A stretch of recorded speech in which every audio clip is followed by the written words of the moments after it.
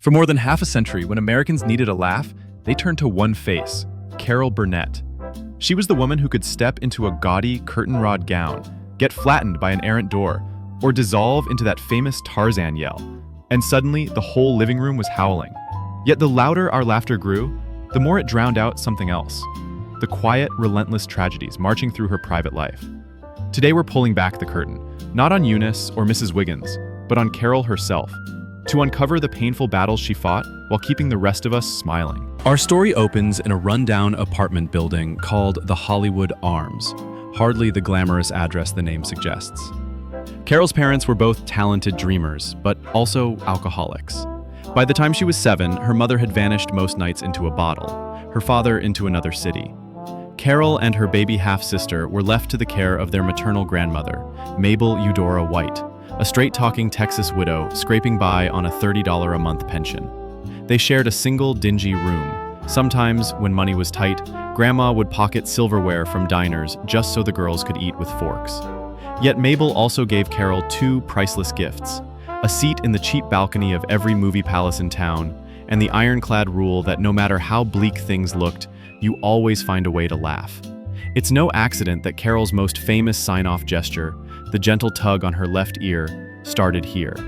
Every time she did it on national television, she was signaling, "I made it, Nanny, we did it." Carol had no connections and initially no clear plan, just a voice that could mimic accents and a face made of rubber. A mystery envelope containing $50 from a nameless benefactor let her buy a ticket to New York after UCLA. There she waited tables, hustled summer stock rolls, and finally landed a breakout spot on The Gary Moore Show, where her comic timing turned "I made a fool of myself over John Foster Dulles" into a national sing-along. The performance earned her the first of what would become 7 Emmy Awards and placed her on a collision course with CBS executives who believed variety shows were a man's domain. Her answer was simple: give her 60 minutes on Saturday nights and see what happens. In September 1967, The Carol Burnett Show premiered to middling expectations and rewrote television history. Over 11 seasons, it pulled in 25 Emmys, introduced America to Tim Conway's slow burn antics and Vicki Lawrence's devastating deadpan, and created comedy sketches so beloved that some are still studied shot for shot in film schools. Off camera, Carol's life looked downright charmed. She'd married TV producer Joe Hamilton, the quiet power behind the show's seamless timing, and together they welcomed 3 daughters: Carrie in 1963, Jody in 1967, and Erin in 1968. Their Hollywood Hills home was equal parts rehearsal hall and playground. Friends remember scripts scattered alongside finger painting kits. On Sundays, Carol cooked Texas chili, while Joe tweaked camera blocking for Monday's run-through. But when Carrie hit her mid-teens, that picture began to warp. What started as experimentation with marijuana quickly spiraled into harder drugs. Carol once returned from work and found her daughter catatonic on the floor. It was as if the lights went out behind her eyes, she later recalled. Desperation forces impossible choices. After therapists, private schools, and tough love ultimatums failed, Carol and Joe staged what looked like a kidnapping straight out of a TV movie. They lured Carrie to the airport under a ruse, then escorted her, screaming, to a treatment center in Hawaii. Legally, it was sound. Emotionally, it shattered trust. For months, Carrie refused to speak to them, and the stress amplified every hairline fracture in her parents' marriage. By 1984, the Hamilton-Burnett partnership that had shaped a generation of television collapsed in divorce court. It wasn't infidelity or egos that ended it. It was the sheer weight of trying to keep their child alive. Against long odds, Carrie clawed her way back. She became a counselor at the very rehab center that saved her, co-wrote the musical Hollywood Arms with her mother, and even toured as a rock singer. Carol called this period her miracle decade. Then, in 2001, doctors found a shadow on Carrie's lung. The diagnosis? An aggressive cancer that quickly seeded her brain.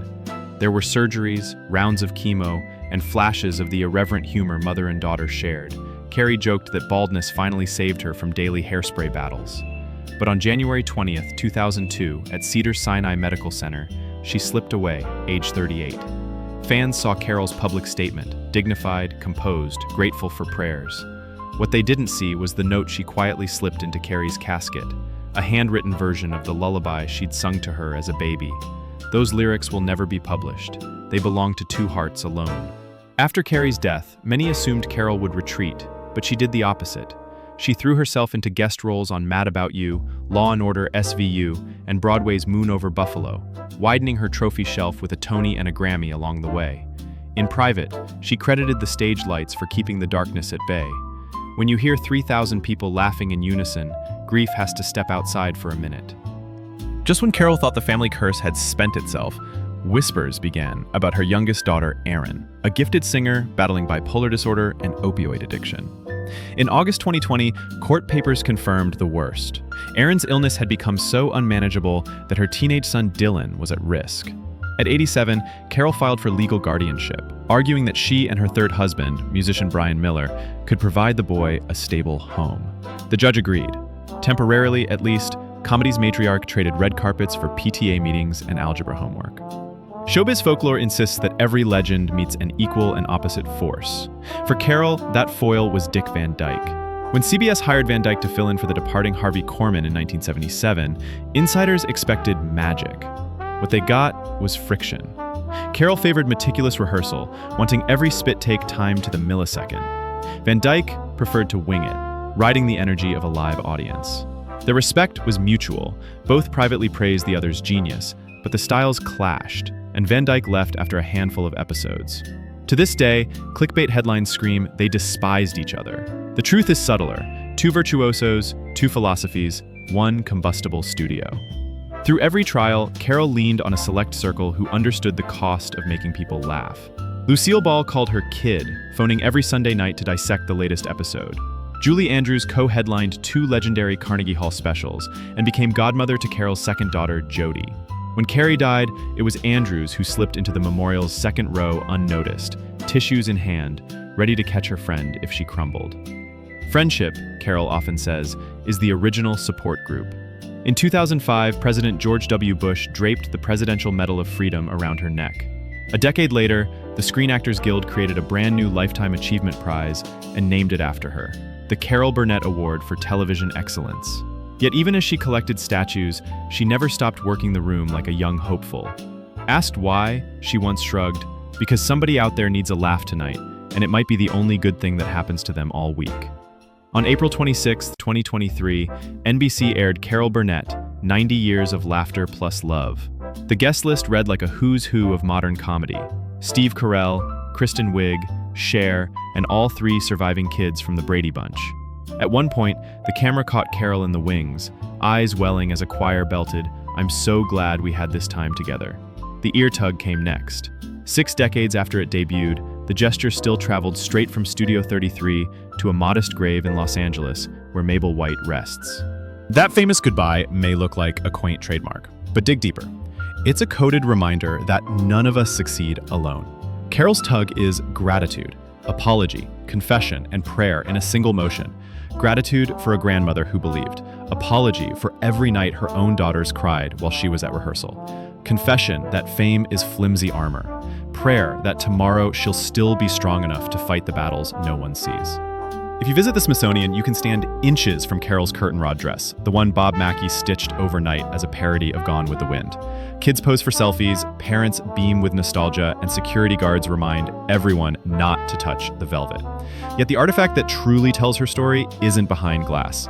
It's the quiet resilience woven through 9 decades of public triumph and private heartbreak.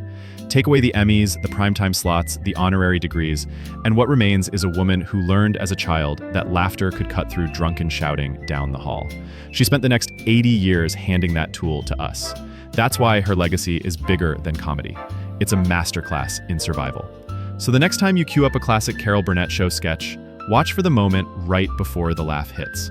Notice how Carol's eyes flicker, tiny, almost imperceptible, like someone striking a match in a dark room. That flicker is the whole secret. Joy is not the opposite of pain. It is often born of it. And perhaps that's why her comedy still lands today. It reminds us that even in the hardest chapters, we can choose a punchline over a period, a giggle over a gasp, and tug an imaginary ear toward the people who helped us get this far. Because if Carol Burnett can survive the storms behind her smile, maybe, just maybe, the rest of us can too.